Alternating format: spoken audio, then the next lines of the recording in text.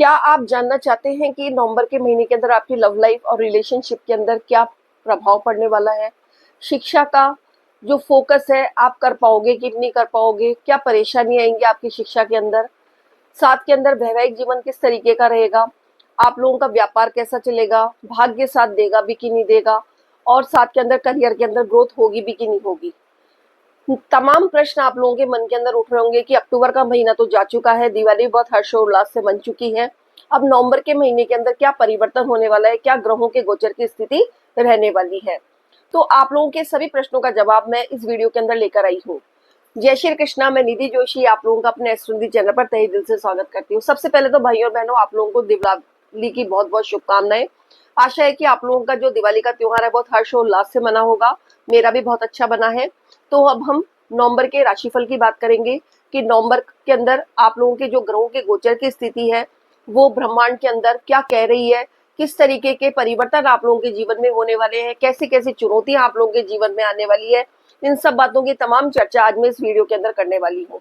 मेरा जो ये राशिफल है ये चंद्र राशि के ऊपर आधारित है। आप इसे लग्न से भी देख सकते हैं और अपने बोलते नाम के आधार के ऊपर भी देख सकते हैं। तो भाइयों और बहनों, सबसे पहले हम गोचर के ग्रहों की स्थिति जान लेते हैं कि आप लोगों की लव लाइफ या फिर रिलेशनशिप में यदि आप लोग हैं या आने वाले हैं तो उसके ऊपर क्या प्रभाव पड़ने वाला है, स्टडी के अंदर आप लोगों का कैसा परफॉर्मेंस रहेगा, इन सब बातों की तमाम चर्चा आज इस वीडियो के अंदर होने वाली है। तो आप लोग वीडियो के एंड तक बने रहिएगा और पूरी जानकारी लेने के बाद ही मैं उसके बाद कुछ उपाय बताऊंगी। उसके आधार के ऊपर आप आने वाली चुनौतियों का सामना आसानी से कर सकते हैं। तो सबसे पहले हम ग्रहों के गोचर की स्थिति जान लेते हैं कि ग्रहों के गोचर की स्थिति क्या कह रही है। तो नवंबर के महीने के अंदर मेष राशि कालपुरुष कुंडली की पहली राशि है जिसके स्वामी बनते हैं मंगलदेव। मंगलदेव आपके अष्टम भाव के अंदर बैठे हुए बुध के साथ युति बनाकर। उसके बाद आपके चतुर्थ भाव के अंदर गुरुदेव ने अभी राशि परिवर्तन किया है कुछ ही टाइम के लिए। वो आपके चतुर्थ भाव यानी कि आपके सुख के घर के अंदर आ चुके हैं। उसके बाद पंचम भाव के अंदर आपके केतु पहले से विराजमान है जो कि 18 महीने तक रहने वाले हैं, बहुत लंबे पीरियड तक। आपके पंचम भाव जो कि आपके लव अफेयर्स का है, आपकी शिक्षा का है, आपकी संतान का है, आपके आईक्यू लेवल का, आपके मनोरंजन का है, आपके पूर्व जन्म के कर्मों का है, उसके अंदर केतु देव विराजमान है जो कि 18 महीने तक रहने वाले हैं। उसके बाद आपके सप्तम भाव यानी कि आपका वैवाहिक जीवन, आपका व्यापार, उसके अंदर आपके शुक्र और गुरुदेव युति बनाकर बैठे हुए हैं। अष्टम भाव के अंदर जैसा कि मैंने बताया आपके लग्नेश मंगलदेव और बुध आपके दोनों युति बनाकर बैठे हुए हैं। उसके बाद आपके एकादश भाव जो कि हमारे इच्छा पूर्ति का घर है, हमारे आय का भाव है, उसके अंदर आप लोगों के राहु देव बैठे हुए हैं जो कि 18 महीने तक रहने वाले हैं, काफी लंबे टाइम के लिए। उसके बाद आपके द्वादश भाव के अंदर शनि देव अभी वक्री अवस्था के अंदर है, लेकिन नवंबर के अंदर ये 27 नवंबर के बाद से ये आपके मार्गीय अवस्था के अंदर आ जाएंगे और आप लोगों के ऊपर शनि की 7.5 का पड़ाव जो है वो शूट चल ही रहा है जो कि आप लोगों को पता है। उसके अलावा 16 नवंबर को सूर्य देव आपके अभी सप्तम भाव के अंदर गोचर कर रहे हैं जो कि 16 नवंबर को आपके अष्टम भाव के अंदर फिर गोचर करेंगे। उस 26 नवंबर को शुक्रदेव आपके वृश्चिक राशि के अंदर गोचर करेंगे जो कि अभी आपके तुला राशि के अंदर है और सप्तम भाव के अंदर गोचर कर रहे हैं। उसके बाद 23 नवंबर को बुधदेव अभी आपके अष्टम भाव के अंदर है, वो बाद में अपनी वक्री अवस्था के अंदर आ जाएंगे और वो आपके इस सप्तम भाव के अंदर गोचर करेंगे। इस तरीके से ग्रहों की स्थिति रहने वाली है और उनका प्रभाव आपके जीवन पे क्या क्या पड़ेगा, क्योंकि जो बड़े बड़े ग्रह हैं वो तो काफी लंबे टाइम के लिए आपके हर भाव के अंदर विराजमान हो चुके हैं। उनका प्रभाव तो आए दिन सभी हम लोग बताते ही रहते हैं। उसके अलावा जो छोटे ग्रह हैं जो कि हर महीने अपना राशि परिवर्तन करते हैं, जैसे बुध हुआ, शुक्र हुआ, सूर्य हुआ, तो उनका क्या प्रभाव आप लोगों के जीवन के ऊपर पड़ने वाला है, ये बड़े ग्रह और छोटे ग्रह मिलकर किस तरीके से आपके जीवन के अंदर बदलाव लाएंगे, इन सब की तमाम चर्चा आज वीडियो के अंदर मैं करने वाली हूँ। तो सबसे पहले हम बात करते हैं आपकी शिक्षा की। शिक्षा हमेशा पंचम भाव से देखी जाती है जिसके स्वामी बनते हैं सूर्य देव जो कि आपके सप्तम भाव के अंदर गोचर कर रहे हैं और अपनी नीच राशि के अंदर है और शुक्र देव के साथ युति बनाकर बैठे हुए हैं और केतु आपके पंचम भाव में पहले से विराजमान है। तो और राहु की दृष्टि भी आपके पंचम भाव के ऊपर जा रही है। तो आप लोगों का जो शिक्षा का आप फोकस नहीं कर पा रहे हो, कुछ ना कुछ कंफ्यूजन आपके लाइफ के अंदर शिक्षा को लेके बना हुआ है, आप पढ़ने बैठते हो लेकिन आपका मन नहीं लग पाता है।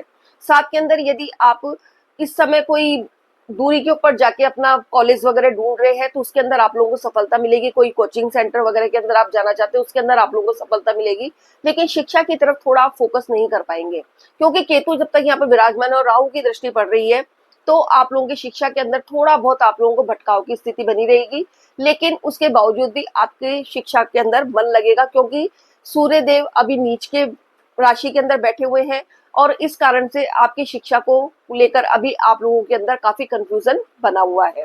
उसके बाद बात करते हैं आपकी लव लाइफ की। लव लाइफ भी आपके पंचम भाव से देखी जाती है, जिसके स्वामी बनते हैं सूर्य देव। सूर्य देव अभी अभी अपनी नीच राशि के अंदर, उसके बाद ये आपके अष्टम भाव के अंदर गोचर करेंगे। 16 नवंबर के बाद से सूर्य देव आपके अष्टम भाव के अंदर गोचर करेंगे, तो आपके लव अफेयर्स के अंदर भी आप लोगों को थोड़ी प्रॉब्लम देखने को मिलेगी। आपके जो आपका रिलेशनशिप में है आपके साथी आपके अंदर मेक निकाल सकते हैं, आप दोनों के बीच भ्रम की स्थिति पैदा हो सकती है, कंफ्यूजन आ सकता है, बात बात में आर्ग्यूमेंट की स्थिति हो सकती है, और आप चाहकर भी दोनों के बीच के अंदर सामंजस्य की स्थिति कम ही बनने को मिलेगी। तो आप लोगों को अपनी वाणी के ऊपर नियंत्रण रखना है, क्योंकि बुध और मंगल देव आपके द्वितीय भाव को देख रहे हैं, साथ के अंदर कुछ टाइम बाद यहाँ पर सूर्य देव भी आ जाएंगे। तो आप लोगों को शनि की तीसरी दृष्टि भी आपके द्वितीय भाव के ऊपर जा रही है, जो कि हमारी वाणी का भाव है। तो आपको अपनी रिलेशनशिप अच्छी बनाए रखने के लिए अपनी वाणी के ऊपर पूरा कंट्रोल रखना है। यदि आप नहीं रखेंगे तो आपके रिलेशनशिप के अंदर थोड़ी बहुत परेशानी का सामना आपको करना पड़ेगा, या फिर ब्रेकअप होने की संभावना भी हो सकती है। उसके बाद बात करते हैं आपके वैवाहिक जीवन की। वैवाहिक जीवन हमेशा सप्तम भाव से देखा जाता है, जिसके स्वामी बनते हैं शुक्रदेव, जो कि स्वयं ही अपने खुद के भाव के अंदर बैठे हुए हैं, अपनी खुद की राशि के अंदर बैठे हुए हैं। तो और साथ में सूर्य देव भी यहाँ पर बैठे हुए हैं। तो थोड़ा बहुत आपके जो साथी हैं उनका स्वभाव थोड़ा डोमिनेट करने वाला हो सकता है, बहुत ज्यादा थोड़े अग्रेसिव नेचर के हो सकते हैं, लेकिन शुक्रदेव यहाँ पर बैठे होने की वजह से आपकी जो वैवाहिक जीवन है उसके अंदर आप लोग आराम सामंजस्य से बना रहेगा, कोई परेशानी देखने को नहीं मिल रही है। लेकिन उसके बाद भी आपको अपनी वाणी के ऊपर और आपके साथी को अपनी वाणी के ऊपर नियंत्रण रखना बहुत जरूरी है, नहीं तो बात बिगड़ने के चांसेस बन सकते हैं। उसके बाद बात करते हैं आपके भाग्य भाव की। भाग्य भाव हमेशा नवम भाव से देखा जाता है, जिसके स्वामी बनते हैं गुरुदेव, जो कि आपके चतुर्थ भाव के अंदर उच्च के होकर बैठे हुए हैं, जो कि आपको सब कुछ देने को बैठे हुए हैं। भाग्य का स्वामी यदि चतुर्थ भाव के अंदर बैठ जाए, त्रिकोण का स्वामी होकर केंद्र में जाके बैठ जाए, तो एक बहुत अच्छा राजयोग बनता है, जिसकी वजह से आपके जो सुख है उनकी आपको प्राप्ति होगी। आपकी माँ के साथ आपके संबंध अच्छे बनेंगे, आप के मान और प्रतिष्ठा के अंदर वृद्धि होगी, आपको सारी भौतिक सुख सुविधाएं मिलेगी। आप यदि कोई प्रॉपर्टी वगैरह के से संबंधित कोई काम करना चाहते हैं उसके अंदर आप लोगों को सफलता मिलेगी। ऑनलाइन यदि आप कोई काम करते हैं तो उसके अंदर आपको सफलता मिलेगी। और यहाँ पर बैठकर गुरुदेव आपको वो सब कुछ देने वाले हैं, भाग्य के बूते, जो अब तक आप नहीं ले पा रहे थे, किन्हीं परेशानियों की वजह से आपको नहीं मिल पा रहा था। तो आपको मन का सुख, आपको भौतिक सुख और उसके अलावा प्रॉपर्टी से संबंधित सुख, माँ का सुख, इन सब बातों के अंदर वृद्धि करने वाले हैं। उसके बाद आप यदि धार्मिक यात्राएं करने की सोच रहे हैं काफी टाइम से, वो आपकी इच्छा पूरी होगी। आप यदि उच्च शिक्षा के लिए विदेश जाके पढ़ना चाहते हैं, वो आपकी इच्छा पूरी होगी। तो भाग्य आपका इस समय बहुत बलवान है और भाग्य आपको सभी सुख देने के लिए आया हुआ है। उसके बाद बात करते हैं आपके करियर की। करियर हमेशा दसम भाव से देखा जाता है, जिसके स्वामी बनते हैं शनिदेव, जो कि आपके द्वादश भाव के अंदर वक्री अवस्था के अंदर है, लेकिन नवंबर के महीने में ही अपनी मार्गी अवस्था के अंदर आ जाएंगे। तो अभी आपके जो कार्य क्षेत्र है उसके अंदर वो भागम दौड़ लगी हुई होगी, बहुत सी चुनौतियों का आप लोगों को सामना करना पड़ रहा होगा। आपका कोई भी आप प्रोजेक्ट या कोई भी काम कर रहे होंगे तो बहुत धीमी गति से हो रहा होगा, आप में एक आलस बना हुआ होगा, आज नहीं कल कर लेंगे, कल नहीं परसों कर लेंगे, इस तरीके की स्थितियों का आपको सामना करना पड़ रहा होगा। आपके इंक्रीमेंट रुके हुए होंगे, आपका प्रमोशन रुका हुआ होगा, या फिर कोई प्रोसेस में चल रहा होगा लेकिन प्रोसेस पूरा ही नहीं हो पा रहा होगा। इस तरीके की स्थितियों का आप लोगों को सामना करना पड़ रहा होगा। और साथ के अंदर जो लोग अभी जॉब के लिए काफी भागम दौड़ कर रहे हैं, उनकी भागम दौड़ के अंदर बढ़ोतरी हो रही होगी, कमी नहीं हो रही होगी, और उन लोगों को कहीं ना कहीं जॉब नहीं मिलने के आसार बन रहे होंगे। लेकिन 27 नवंबर के बाद या 28 नवंबर के बाद जब शनिदेव मार्गी हो जाएंगे, तो उसके बाद आपके जो ये सारी परेशानियां हैं इनकी समाप्ति होना शुरू हो जाएगा। लेकिन यदि आप अपने जन्म स्थान से दूर होकर यदि कार्य क्षेत्र के लिए बाहर जाते हैं तो उसके अंदर आप लोगों को सफलता मिलेगी। उसके बाद बात करते हैं आपकी स्वास्थ्य की। स्वास्थ्य किस तरीके का रहने वाला है। स्वास्थ्य से पहले हम व्यापार की बात कर लेते हैं कि व्यापार की स्थिति क्या रहने वाली है। तो व्यापार हमेशा सप्तम भाव से देखा जाता है, जिसके स्वामी बनते हैं शुक्रदेव, जो कि अभी आपके खुद के राशि के अंदर बैठे हुए हैं तो आपके व्यापार की स्थिति अच्छी कही जा सकती है। आपको व्यापार के अंदर धन लाभ भी हो रहा होगा, आपके भौतिक सुख शांतियों के अंदर वृद्धि भी हो रही होगी। आप लोग कोई बहुत अच्छी प्लानिंग कर रहे होंगे, वो प्लानिंग भी आप लोगों की अपने व्यापार को लेके पूरी हो रही होगी। उसके बाद आपके व्यापार से आपको काफी अच्छी धन की प्राप्ति हो रही होगी, आप सेविंग्स भी कर रहे होंगे। लेकिन सूर्यदेव अभी जब तक यहाँ नीच राशि में होकर बैठे तो थोड़ा बहुत आपको परेशानी और कार्यों के अंदर डिले और थोड़ा आपके पार्टनर का अग्रेसिव नेचर का सामना करना पड़ रहा होगा। तो उन सब से मुक्ति भी आप लोगों को धीरे धीरे मिल जाएगी जब सूर्यदेव राशि परिवर्तन करके अपने अष्टम भाव के अंदर आएंगे।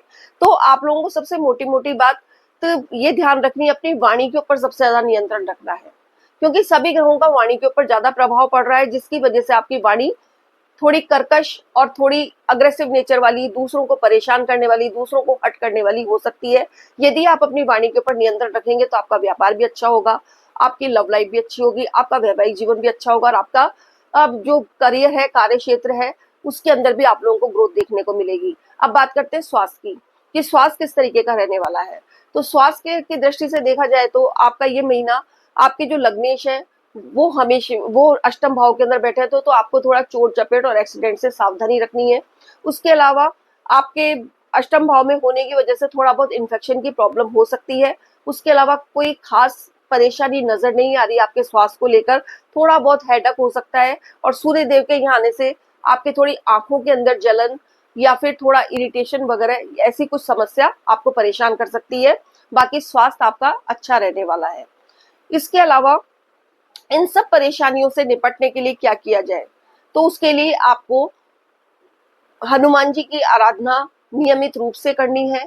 साथ के अंदर आप लोगों को बजरंग बाण का पाठ करना है और सूर्य देव को जल चढ़ाना है नियमित रूप से। अगर आप और साथ के अंदर ओम भूर्भुवः से गायत्री मंत्र का जाप करना है।